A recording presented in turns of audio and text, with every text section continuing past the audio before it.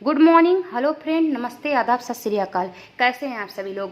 Crazy Tanishq में आपका हार्दिक स्वागत है। आई होप आप लोग बहुत ही अच्छे होंगे, खुश होंगे और मैं दुआ करती हूँ, कामना करती हूँ और आप लोगों के लिए आशा करती हूँ कि आपका परिवार भी बहुत ही खुश हो और आपको एक अच्छा इंसान और एक अच्छे राह पे लेकर चलें। और मैं आपके सभी परिवारों को सबसे पहले उन लोगों की आभारी हूँ कि मेरे इतने अच्छे अच्छे जो मेरे स्टूडेंट हैं उन सभी को मैं इस चैनल में स्वागत करती हूँ। तो चलिए, आज मैं आप सभी के लिए जो मेरे एक नया टॉपिक लेकर आई हूँ जो शिक्षा से संबंधित है। कल हमने आपको क्या है, शिक्षा और समाज पढ़ाते हैं। आज हम शिक्षा के सामाजिक परिवर्तन पढ़ाएंगे, यानी शिक्षा के अनुसार समाज में क्या परिवर्तन हो रहे हैं। तो शिक्षा के अनुसार हमारे समाज में क्या परिवर्तन हो रहे हैं। पहले जैसे मैं आप लोगों को हर टॉपिक के बारे में कुछ इंट्रोडक्शन देती हूँ, वैसे ही मैं इसमें भी आप लोगों के बारे यानी सामाजिक शिक्षा और समाज परिवर्तन के बारे में कुछ बताना चाहती हूँ। इसमें क्या है कि शिक्षा से जो हमारे समाज में परिवर्तन हो रहे हैं, जैसे साधारण तरीके से हम आपको बताएं तो जो सांस्कृतिक परिवर्तन है, जो भौतिक परिवर्तन है और जो संख्या की संरचना सिद्धांत में जो बदलाव आ रहे हैं। आप ऐसा समझिए कि समाज में जो व्यक्तियों के अनुभव में जो परिवर्तन आ रहे हैं, जो व्यक्तियों के आवृत्ति में जो परिवर्तन है, यानी हमारे समाज में क्या आता है, लोग कुछ अच्छाई सीखते हैं, कुछ बुराई सीखते हैं, यानी उनके लिए एक अच्छा परिवर्तन होता हुआ चल रहा है। कहते हैं जब समाज में लोग रहते हैं तो हमारा समाज को ही देख कर हमारे समाज में जो अच्छे लोग रहते हैं उनके कांटेक्ट में लोग रह के उनके अंदर एक अच्छा परिवर्तन हो जाता है। तो हमने क्या सीखा, यानी समाज से हमने क्या सीखा और हमें शिक्षा से क्या हमें मदद मिली है, यानी हमारा शिक्षा हमारे समाज में क्या धारणाएं परिवर्तन करते हुए चली आ रही है। यानी पहले क्या होता था कि पहले ज़माने के लोग जो थे कुछ धारणाएं लेकर आए थे और उनके जो समाज में जो धारणाएं बन गई थी पहले के अनुसार, तो उन धारणाओं को मानते हुए लोग चले आ रहे हैं। तो क्या था, जब उन धारणाओं को लोग मानते हुए चले आ रहे हैं तो उनमें एक बदलाव आना जरूरी था, क्योंकि आज के लोग जो है पहले की तुलना में बहुत ही अधिक जो है पढ़े शिक्षित लोग हैं। तो उनको जो है पहले जो धारणाएं बन चुकी हैं उनको बदलाव, वो लोग उनमें अंधविश्वास मानते हैं। तो उसमें जो परिवर्तन आ रही है वही समझ लीजिए जो है शिक्षा में सामाजिक परिवर्तन है, यानी जो शिक्षा से समाज में परिवर्तन आ रही है। तो चलिए, आज हम आप लोगों को शिक्षा के में सामाजिक परिवर्तन, यानी अब देखिए शिक्षा में क्या विशेषताएं हैं और शिक्षा के क्या यानी परिवर्तन के क्या कारक बन रहे हैं, इन सभी के बारे में आप सभी को पढ़ाऊंगी। उससे पहले आज हम शिक्षा के सामाजिक परिवर्तन के बारे में आप लोगों को पढ़ाऊंगी और चलिए देखते हैं कि इसमें क्या है और क्या नया चीज हमको सीखने को मिलता है और क्या नया चीज जानने को मिलता है। तो देखिए फ्रेंड, शिक्षा के सामाजिक परिवर्तन क्या है। सामाजिक परिवर्तन यानी हमारा जो है सामाजिक परिवर्तन यानी समाज से जो परिवर्तन हो रहे हैं। साधारण अर्थों में सामाजिक परिवर्तन से आशा सामाजिक जीवन शैली और समाज की संरचना में होने वाले बदलाव से है। यानी आप समझिए कि साधारण अर्थों में हमारे समाज में जो परिवर्तन हो रहे हैं, यानी हमारे जीवन शैली यानी हमारे देशी जीवन में जो बदलाव हो रहे हैं समाज से, उन्हीं को जो है हमें सामाजिक परिवर्तन कहते हैं। जैसे गिरपिन के अनुसार क्या था कि इन्होंने क्या कहते हैं, सामाजिक परिवर्तन जीवन की मानी हुई रीतियों में होने वाले बदलाव को कहा जाता है। यानी सामाजिक परिवर्तन जो होते हैं जीवन में अगर माने तो जो रीतियां चली आ रही हैं, ठीक है, रीतियां में होने वाले बदलाव को ही सामाजिक परिवर्तन कहा जाता है। चाहे ये बदलाव भौतिक दशाओं, सांस्कृतिक साधनों, जनसंख्या की रचना, सिद्धांतों के बदलाव या आविष्कारों के परिणाम स्वरूप हुए हों। यानी इनका कहना था जो हमारे समाज में अगर माने तो जो रीति में बदलाव होती है उसी को सामाजिक परिवर्तन कहते हैं। चाहे वो भौतिक परिवर्तन हो, चाहे वो हमें सांस्कृतिक साधन यानी हमारे संस्कृति में यानी हम जो धर्म से रिलेटेड होती हैं उनमें जो परिवर्तन हो, जनसंख्या की रचना यानी जनसंख्या से जो रचना हुई है, सिद्धांतों में बदलाव यानी आविष्कार जो खोज हो रहे हैं उससे परिवर्तन हमारे समाज में हो रही है, ठीक है। तो उसी को क्या कहते हैं, सामाजिक परिवर्तन कहते हैं, ठीक है। आप सामाजिक परिवर्तन बस इतना ही मानिए। अगर आपको ऑनलाइनर में पूछे तो आप समझ लीजिए कि सामाजिक परिवर्तन क्या होते हैं, यानी हमारे समाज में जो परिवर्तन, यानी जो संस्कृति, जो धर्म से, जो लोगों के आपस में व्यवहार, जो लोगों के आपस में अनुभव में जो परिवर्तन हो रहे हैं, उसी को सामाजिक परिवर्तन कहते हैं। ठीक है, उसके बाद देखिए सामाजिक परिवर्तन की प्रक्रिया क्या क्या है। यानी व्यक्ति के अनुभवों में परिवर्तन हम आपको बताए हैं, यानी व्यक्ति के जो जब अनुभव में परिवर्तन हो, जैसे कि बालक छोटा रहता है, कोई चीज सोचता है, उस सीखता है या सोचता है, तब वो जब बड़ा होता हुआ जाता है तो कहते हैं कि जब वो एक व्यक्ति का रूप लेता है तो उसके पास अनुभव बहुत ज्यादा ही होते हैं। कहते हैं वो समाज से बहुत ही अच्छा सीख लेता है कि हमें क्या चीज करना चाहिए, क्या चीज नहीं करना चाहिए अपने जिंदगी में, हमें जीवन निर्वाह करने के लिए या हमें अपनी जिंदगी को एक नया सम्मान देने के लिए हमें क्या करना चाहिए। उसमें जो परिवर्तन यानी बदलाव वो खुद ला रहा है, उसी के क्या कहते हैं, सामाजिक परिवर्तन कहते हैं।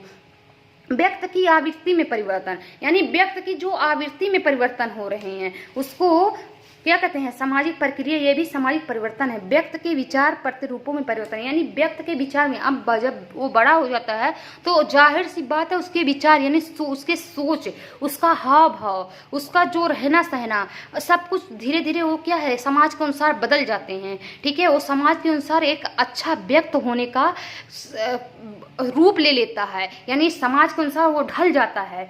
तो उसी को क्या कहते हैं, ये सामाजिक परिवर्तन है। यानी हमारे समाज में जो बदलाव हो रहे हैं व्यक्ति के अंदर, उसको क्या कहते हैं, सामाजिक परिवर्तन कहते हैं। ठीक है, और देखिए सामाजिक परिवर्तन की प्रक्रिया में क्या है, इसमें सामाजिक संबंधों में परिवर्तन, यानी जो समाज के संबंध एक दूसरे से बन रहे हैं उसमें परिवर्तन हो रहे हैं। ठीक है, क्योंकि समाज से ही कहते हैं, लोग से ही एक दूसरे से संबंध बनते हैं। तो जब लोग एक दूसरे से मिलते हैं तो उनकी जो सोच रहती है, जो उनकी राय रहती है, धीरे धीरे बदल जाते हैं। जैसे हमारे देश में क्या है, हमारे देश में जो होता है, सिख, हिंदू, मुस्लिम, सिख, ईसाई सभी प्रकार के लोग पाए जाते हैं। तो कहते हैं कुछ हिंदू भाई होते हैं जो मुस्लिम भाई से सीखते हैं और सिख भाई से सीखते हैं, तो कहते हैं उनके अंदर एक परिवर्तन होती है। वो एक दूसरे के बारे में ज़्यादा जानते हैं, उनके धर्म के बारे में, उनके विचार के बारे में, उनके खान पान के बारे में। और जब वो लोग या हिंदू भाई से या सिख भाई से मुस्लिम के बारे में जाने या मुस्लिम उनसे जाने, तो उनके अंदर एक विचार परिवर्तन हो रहे हैं कि नहीं, एक दूसरे के बारे में जानकारी यानी संबंध जो है उनका पक्का हो रहा है। उनसे जो है एक दूसरे से लगाव बढ़ रही है, एक दूसरे के अंदर जानने के जो इच्छा है, एक दूसरे को जानना बहुत ही अधिक, वो लोग एक दूसरे को जान रहे हैं। इससे क्या हो रहा है, एक दूसरे के बारे में जो घृणा है, एक दूसरे के बारे में जो उन लोगों के मन में जो मोटाव है, दूर हो रहे हैं।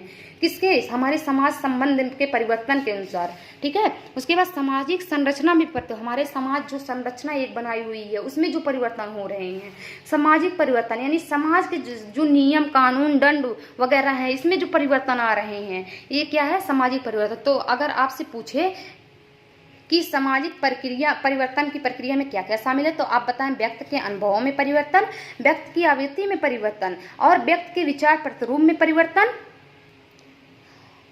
और सामाजिक संबंधों में परिवर्तन, सामाजिक संरचना में परिवर्तन, सामाजिक परिवर्तन। अब देखिए सामाजिक परिवर्तन की विशेषताएं, यानी सामाजिक परिवर्तन की क्या क्या विशेषताएं हैं। तो आप समझिए सामाजिक परिवर्तन जो है सार्वभौमिक एवं सर्वव्यापी रूप से प्रत्येक समाज में पाया जाता है। अब देखिए हमारा जो समाज है सार्वभौमिक यानी सभी जगह मिलते हैं, सर्वव्यापी है यानी पूरा फैला हुआ है। यानी हमारा जो समाज होता है, प्रत्येक समाज में यही होता है कि जो समाज हमारा जो नियम बनाते हैं, कानून बनाते हैं, उस क्या कहते हैं, एक समाज जब बनाता है तो पूरे समाज में वो चीज लागू हो जाता है, सब जगह होता है। ठीक है, क्योंकि समाज में ही नियम बनते हैं, समाज में ही जो होते हैं जो रूल बनते हैं, और नियम रूल वही है, और जो विचार होता है समाज में, जो अनुभव प्राप्त होती है, यानी ये हर जगह बनती है, ये सार्वभौमिक होती है, सर्वव्यापी होती है, प्रत्येक समाज में पाया जाता है। ठीक है, यानी प्रत्येक समाज जो होते हैं इसके नियम बनाते हैं, तथा प्रत्येक समाज में समान रूप से नहीं पाया जाता है, यानी तथा प्रत्येक समाज में समान रूप से नहीं पाया, यानी प्रत्येक लोग तो एक चीज बनाते हैं, प्रत्येक है समाज, यानी समाज जो होता है सबका रहना, हर जगह का समाज जो होता है अलग अलग होता है। ठीक है, समाज एक ही है लेकिन सब जगह का जैसे प्रत्येक रूल जो बनते हैं, नियम बनते हैं, वो जो एक तरह का नहीं हो पाता है, तो इसलिए समान रूप से नहीं पाए जाते वो नियम, क्योंकि अलग जगह जगह के नियम अलग होते हैं, अलग जगह के कानून अलग होते हैं, ठीक है। इसका स्तर कभी ऊंचा तो कभी नीचा होता है, यानी कहीं का जो स्तर बहुत ऊंचा हो जाता है और कहीं का स्तर जो होता है बहुत निम्न हो जाता है। अब देखिए, सामाजिक परिवर्तन अमूर्त होता है। सामाजिक परिवर्तन जो होता है अमूर्त होता है, ठीक है। उसके बाद देखिए, सामाजिक जो होता है, सामाजिक परिवर्तन के स्वरूप, स्थिति आदि के बारे में पूर्ण जो पूर्वानुमान होते हैं एवं भविष्यवाणी नहीं किया जा सकता। यानी जो समाज में यानी सामाजिक परिवर्तन के स्वरूप स्थिति के बारे में, यानी जो हमारा जो अनुमान है या भविष्यवाणी है, उसे क्या कहते हैं, भविष्यवाणी। यानी लोग बनाते हैं कि नहीं ये चीज सही होगा, तो उसे आप सत्य नहीं मान सकते हैं, क्योंकि कहते हैं, कभी कोई कहता है, जैसा आप लोगों के लिए एक अच्छी सी उदाहरण है, कहते हैं जैसे कोई नियम बनाया जाता है, कोई कानून बनाया जाता है, तो कोई लोग कहते हैं कि ये नियम लागू होगा, पक्का ये नियम लागू होगा, तो जरूरी नहीं है कि वो नियम लागू ही हो। जैसे कि ये जो इस्लामिक धर्म के लोग हैं, 3 तलाक आया था उनके लिए, तो ऐसा माना जा रहा था कि 3 तलाक जो है अब नियम बन जाएंगे, एक कानून बन जाए कि हाँ ये खत्म हो जाएगा। लेकिन क्या हुआ कि वो धीरे धीरे वो मान्यता हमारे देश में नहीं मिली, क्योंकि कहते हैं लोकसभा राज्यसभा में कुछ वोट मिले, उसके बाद लोकसभा में वो उतना वोट नहीं मिले, तो क्या वो स्थगित कर दिया गया, ठीक है। तो इससे क्या है, 3 तलाक के नियम जो रूल यानी हमारा समाज जो बनाया हुआ है, वो धारणा अभी भी चली आती हुई जो है चली जा रही है। हमारा जो धारणा है, हमारी जो रूल बने हुए हैं मुस्लिम के प्रति, ठीक है, तो जो नियम ये लोग खत्म करना चाहते थे कि 3 तलाक जो है खत्म होनी चाहिए थी, वो चीज नहीं खत्म हुई, क्योंकि कहते हैं किसी चीज की भविष्यवाणी नहीं किया जा सकता है कि ये चीज खत्म होगी या नहीं। वही कहा गया है कि सामाजिक परिवर्तन के स्वरूप, स्थिति आदि के बारे में पूर्वानुमान एवं भविष्यवाणी नहीं किया जा सकता है, ठीक है। उसके बाद देखिए कि सामाजिक परिवर्तन अस्थायी न होकर, यानी सामाजिक परिवर्तन जो होता है अस्थायी ना होकर निरंतर गतिशील होता है। यानी हमारा जो सामाजिक परिवर्तन है ये अस्थायी नहीं होता है, बल्कि ये निरंतर जो है गतिशील होता हुआ जा रहा है। यानी जो हमारे परिवर्तन है ये अस्थायी रूप से नहीं है, बल्कि जो है हमारा जो नियम कानून है निरंतर गतिशील होते हुए जा रहा है। सामाजिक परिवर्तन एक जटिल प्रक्रिया है, यानी जो समाज में परिवर्तन हो रहे हैं ये एक जटिल प्रक्रिया है, सरल प्रक्रिया नहीं कि तोड़ा जा सकता है। ये जटिल प्रक्रिया से तोड़ा नहीं जा सकता है, इसका विकास होने में समय लगता है। यानी जो प्रक्रिया चलती हुई चली आ रही है, इसका जो विकास हो रहे हैं इसमें समय लगता है। तुरंत एक चीज में किसी चीज को तोड़ नहीं सकते हैं, ये तुरंत जो नियम कानून बने उसे खत्म नहीं किए। ये एक जटिल प्रक्रिया है, इसका विकास होने में समय लगता है, ठीक है। कोई नियम बन रहा तो ऐसे ही नियम नहीं लागू हो जाएगा कि आप कोई भी नियम लेकर आए और उसे लागू कर दें, नहीं, उसके लिए भी समय लगता है। अगर वो आपके लिए अच्छा है, यानी समाज के लिए अच्छा है, तो नियम लागू होगी। अगर समाज के लिए नहीं अच्छा है तो नियम नहीं लागू होगी, ठीक है।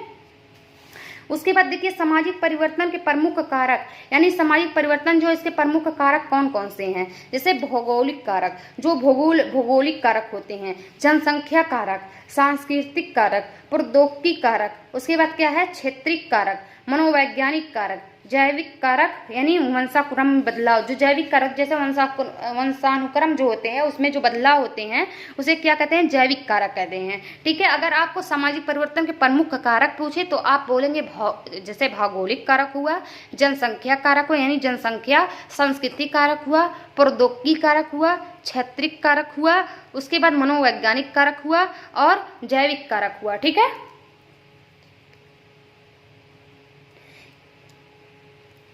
अब देखिए सामाजिक परिवर्तन में बाधा डालने वाले कारक या तत्व कौन कौन से, यानी हमारे समाज में जो बाधा डालने वाले कारक हैं, जो तत्व हैं वो क्या क्या होते हैं। जैसे रूढ़वादी राज्य, ठीक है। रूढ़वादी राज्य माने तो किसी राज्य में जो नियम यानी कोई चीज जो संस्कृति धर्म के अनुसार बना हुआ चला जाता है उसी को रूढ़वादी कर, यानी वो आप लोग वो चीज अपना चुके हैं, उसे खत्म नहीं किया जा सकता है, ठीक है, वो रूढ़वादी हुआ है। जैसे रूढ़वादी राज्यों में तात्पर्य उन राज्यों से है जो मूल रूप से किसी सांस्कृतिक अथवा धर्म पर आधारित होते हैं। जैसे अभी हम आपको बताए हैं कि जो 3 तलाक है, यानी इस्लाम में जो चीज कहा गया है, यानी जो मुस्लिम लोग हैं इसे मानते हैं, तो उसमें क्या है, ये चीज चला हुआ आता हुआ चला जा रहा है, इसे आप खत्म नहीं किया जा सकता है, ठीक है, क्योंकि उन लोग का धारणा है। और उनके अंदर ये सच्चाई है, क्योंकि उनके अंदर ये रूल रेगुलेशन चले आ रहे हैं, ये चीज उनमें लागू हो गए हैं, तो उसे खत्म नहीं किया जा सकता है। जैसे कि कहते हैं कि जब श्री राम जो हैं अयोध्या से जब घर लौटे थे तो क्या कहते हैं, लोग दीपक जलाते हैं उनकी खुशी में। उस समय जो है दिए के घी जले थे, तो उसी के अनुसार जो दीपावली में क्या होता है, लोग दिए जलाते हैं। ठीक है, तो ये जो धारणा चली हुई आती हुई चली जा रही है, तो उसे अब खत्म नहीं किया जा सकता है। लोग मान रहे हैं क्योंकि उस चीज को लोग मानते हैं, तो वो चीज खत्म नहीं किया जा सकता है। ठीक है, तो ये क्या हुआ, हमारा जो सामाजिक प्रभावित करने वाले कारक है रूढ़वादी राज्य। दूसरा क्या है, रूढ़वादी शिक्षा जो होता है, यानी रूढ़वादी शिक्षा से तात्पर्य उस उदार शिक्षा से है जो मूल रूप से समाज की संस्कृति एवं धर्म पर आधारित होता है। इस शिक्षा द्वारा बच्चों में सांस्कृतिक एवं धार्मिक सक्रियता का विकास होती है। यानी जो रूढ़वादी शिक्षा से क्या तात्पर्य है, जैसे जो शिक्षा मूल रूप से समाज में संस्कृति एवं धर्म पर आधारित हो, यानी जो हमारा समाज बनाया हुआ है, जो संस्कृति बनाया हुआ है और मूल रूप से जो धर्म पर आधारित होती है, इस शिक्षा द्वारा जो होता है बच्चे की सांस्कृतिक एवं धार्मिक सक्रियता का विकास हो। यानी बच्चे में जो होता है एक धार्मिक और संस्कृति की, यानी उनके अंदर जो है धार्मिक का भी और सांस्कृतिक का भी एक जो संकीर्णता का विकास होता है। ठीक है, तो उसी को क्या कहते हैं, रूढ़वादी शिक्षा कहते हैं। ठीक है, अब देखिए तीसरा क्या है, निहित स्वार्थ। यानी निहित स्वार्थ क्या है, निहित स्वार्थ, लोग अपने स्वार्थवश भी समाज परिवर्तन का विरोध करते हैं। अपने भारतीय समाज को ही लीजिए, एक और महिलाएं पुरुष के समान अधिकार पाने के लिए प्रयत्नशील हैं, तो दूसरी ओर पुरुष अपना विचार वर्चस्व बनाए रखने के लिए। बिल्कुल सही है, ये चीज समझ लीजिए आप लिए समझने के लिए। तो एक छोटा सा शब्द निहित स्वार्थ है, लेकिन अगर बताया जाए तो एक काफी अच्छी चीज इसमें क्या लिखा हुआ है कि लोग अपने स्वार्थ के लिए, अगर यानी कुछ भी हो, जो भी स्वार्थ ही मानिए समाज में जो परिवर्तन हो रहा है, विरोध, एक दूसरे के विरोध होते। लोग क्या कहते हैं, महिला जो होती हैं अपना अधिकार पाने के लिए क्या है, एक और जहां बहुत प्रयत्न कर रही हैं। ठीक है, कि हमें अधिकार मिलना चाहिए, वहीं जो है पुरुष अपने आप को नीचा नहीं गिराना चाहते हैं, वो लोग महिला से कम नहीं होना चाहते हैं। वो कहते हैं अपना वर्चस्व बनाए रखने के लिए वो भी प्रयत्नशील हैं। ठीक है, वो भी प्रयत्नशील हैं। जैसे हमारे समाज जो है, हमारा समाज जो क्या कहता है, हमेशा कहता है हमारा समाज जो है पुरुष प्रधान देश है, हर जगह जो है पुरुष प्रधान देश। ठीक है, तो हाँ सही है कि समाज जो है पुरुष प्रधान देश है, लेकिन महिलाएं भी अब समझ लीजिए टक्कर में हैं। क्योंकि ये समझिए, हम नहीं कह रहे हैं कि कहीं महिला का नाम पुरुष प्रधान देश की जगह हटकर कहीं महिला का नाम लिखा जाएगा, ये नहीं कह रहे। लेकिन देखिए, महिला भी अपना हक पा सकती हैं, महिला को भी अधिकार है। अगर कोई उस लायक है तो उसको उस क्षेत्र में निकलना चाहिए, क्योंकि हर माँ बाप की एक उम्मीद होती है। कोई जरूरी नहीं है कि यानी वो बालक ही पूरा करें या बालिका ही पूरा, कहते हैं कोई जरूरी नहीं है कि वो लड़के ही पूरा करें। आज के जमाने में लड़कियां भी किसी से कम नहीं है, वो भी हर चीज पूरा कर रही हैं, हर क्षेत्र में आगे बढ़ रही हैं। लेकिन हमारा समाज क्या है, कहीं ना कहीं लड़कियों को जो है पीछे छोड़ता हुआ चला जाता है। कहता है लड़कियां ये चीज नहीं कर पाएंगी, ये नियम लड़कों के लिए बना है, लड़कियां इस चीज को नहीं, लड़कियां हर चीज कर सकती हैं, लड़के इस चीज को नहीं कर सकते हैं। जैसे खाना वगैरह बनाने की बात की जाए, कहते हैं नहीं लड़के नहीं करेंगे, ये चीज लड़कियां कहते। तो ये क्या है, एक रूढ़वादी आपके अंदर आ गई है। ठीक है, एक भावना आ गई, आप उस चीज को क्यों लड़के लड़कियों की तुलना में कर रहे हैं, क्योंकि नहीं, लड़के भी हर चीज में माहिर। कहते हैं अभी क्लास में कंपटीशन हो तो कहते हैं कि चलो हमेशा लड़कियों को ही खड़ा किया जाता है, चलिए आप सॉन्ग गाइए या चलिए गीत गाइए कोई, तो लड़कियां उस चीज को कहते हैं और लड़के कहते हैं नहीं लड़का ये इतना अच्छा नहीं कर पाएगा। क्यों नहीं लड़का कर पाएगा, बिल्कुल कर पाएगा। ठीक है, उन लोग को भी, उन लोग का जो अधिकार है, उन लोग के अंदर जो कला, उन लोग के अंदर जो टैलेंट छुपा हुआ है, क्यों वो लोग बाहर नहीं आ सकते हैं? क्योंकि ये हमारा समाज ही बदल रहा है। हमारे समाज के अंदर जो परिवर्तन, जो हमारे समाज में जो परिवर्तन होना चाहिए था, वो समय कभी कभी वो चीज छूट जाती हुई है हमारे समाज के अनुसार। इसलिए कहते हैं जहाँ लड़कों को आगे बढ़ना चाहिए वहाँ लड़के को आगे आने देना चाहिए, और जहाँ लड़कियों को बढ़ना चाहिए वहाँ लड़कियों को आगे आने देना चाहिए, क्योंकि दोनों लोग इक्वल हैं, दोनों लोग बराबर, कोई किसी से कम नहीं है। तो ये है आज हमारे समाज का निहित स्वार्थ। ठीक है, आई होप कि आप लोगों को काफी अच्छे समझ में आया होगा, और हमने जितना भी आपको टॉपिक पढ़ाए हैं वो क्लियर भी हुआ होगा। तो अगर हमारे चैनल को आप लोग देख रहे हैं तो सबसे पहले आप लोगों का धन्यवाद करती हूँ, और आप please like subscribe bell icon को प्रेस करना मत भूलिएगा, और हमारे चैनल को प्लीज़ आप लोग शेयर ज़्यादा से ज़्यादा लोग कीजिए ताकि लोग इससे जुड़ सकें। और अपनी जो अगर उनको कोई टॉपिक नहीं समझ में आ रहा तो हमारे कमेंट में बताइए, अगर हमसे कोई गलती भी हो रही है तो आप कमेंट में लिखिए, और ताकि हम अच्छे से सुधार करके आप लोगों के सामने एक और अच्छा वीडियो लेकर आए। तो कहते हैं मनुष्य जो होता है उसके हैबिट होता है भूलना, ठीक है, कहीं ना कहीं गलती होती रहती है, ठीक है। तो हम भी मनुष्य ही हैं, आप लोगों के लिए कुछ नया कर रहे हैं, नया लाने की परिवर्तन कर रहे हैं नया सोच के साथ। तो आप लोग हमारा सपोर्ट कीजिए, और हम आप लोगों की आभारी हैं। और सबसे पहले आप लोग जो वीडियो देख रहे हैं आपके परिवार को धन्यवाद करती हूँ, क्योंकि इतने अच्छे मेरे जो परिवार मेरे चैनल से जुड़े हैं उन लोगों की मैं आभारी हूँ। तो चलिए इन्हीं बातों के साथ अपने अंदर जो हमारे अंदर जो परिवर्तन है, हमारे अंदर जो समाज के प्रति जो व्यवहार है उनको बदलने की ज़रूरत है। और आप लोग भी अच्छे से समाज के प्रति पेश आइए, और मैं होप करती हूँ यानी आप लोग बहुत ही अच्छे होंगे और अच्छा एक इंसान होंगे। तो चलिए इन्हीं बातों के साथ अपने शब्द को ख़त्म करती हूँ। जय हिंद, जय भारत।